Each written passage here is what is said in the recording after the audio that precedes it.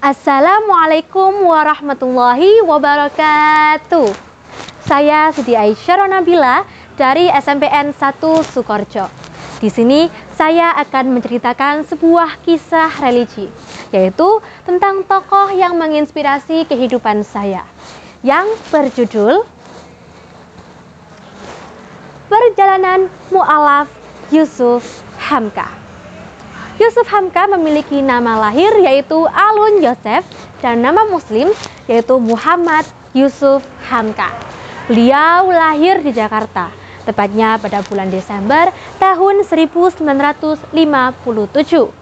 Beliau berprofesi sebagai politikus, motivator, dan juga pengusaha. Sang ayah bernama Dr. Yosef Suhaimi dan sang ibu bernama Suwanti Suhaimi.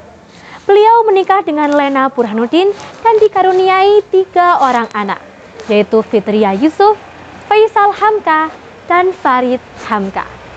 Berikut kisahnya. Yusuf Hamka adalah seorang mu'alaf berdarah Tionghoa. Sebelum mu'alaf, beliau memeluk agama Kristen.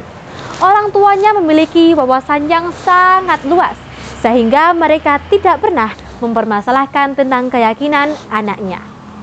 Saat beliau masih anak-anak, beliau pernah menjadi pedagang asongan.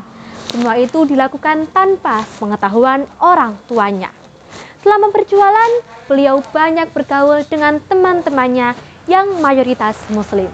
Mereka sangat menyayangi dan menghormati beliau. Mereka memiliki rasa toleransi yang tinggi. Saat itu, beliau mulai tertarik dengan agama Islam.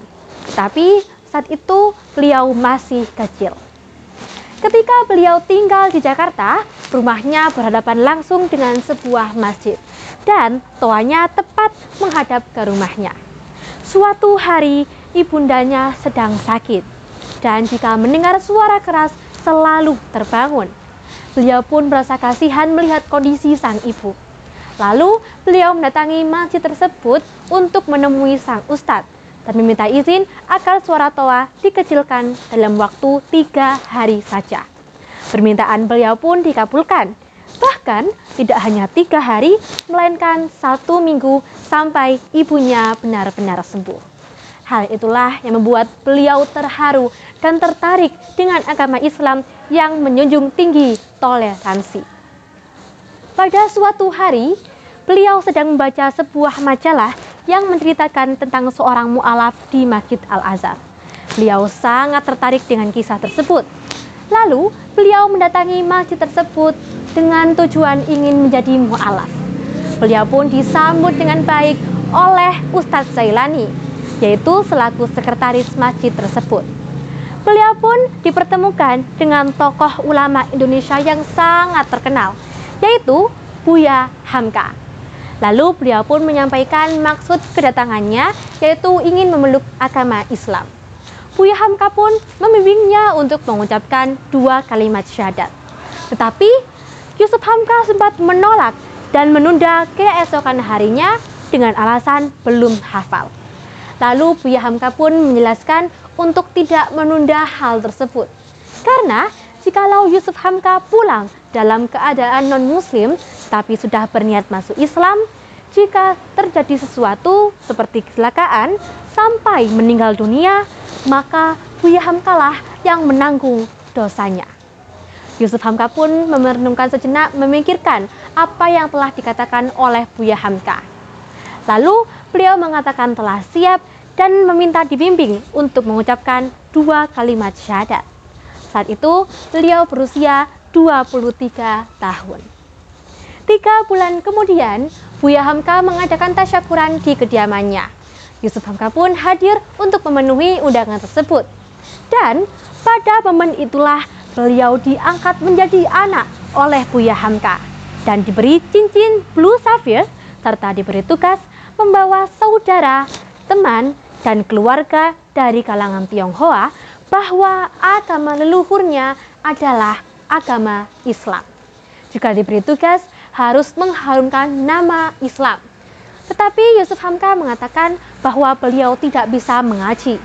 Lalu Buya Hamka menjelaskan bahwa mengharumkan nama Islam tidak harus dengan menghafalkan ayat-ayat Al-Quran, tetapi juga bisa dengan cara lain seperti rajin beribadah, amanah, selalu istiqomah, dan rajin bersedekah.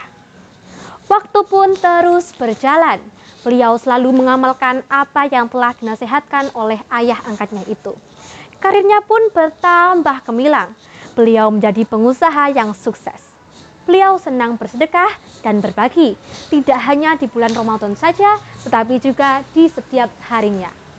Beliau mempunyai cita-cita yang sangat mulia, yaitu ingin membangun 1000 masjid. Masjid yang pertama kali dibangunnya yaitu Masjid Babah Alun yang terletak di Tol Layang, Tanjung Priok. Demikian kisah dari seorang Yusuf Hamka. Banyak sekali tauladan yang bisa kita petik dari kisah ini. Insya Allah dengan kita meneladani beliau, hidup kita akan berkah. Amin, amin, ya Rabbal Alamin. Mari kita bersolawat bersama.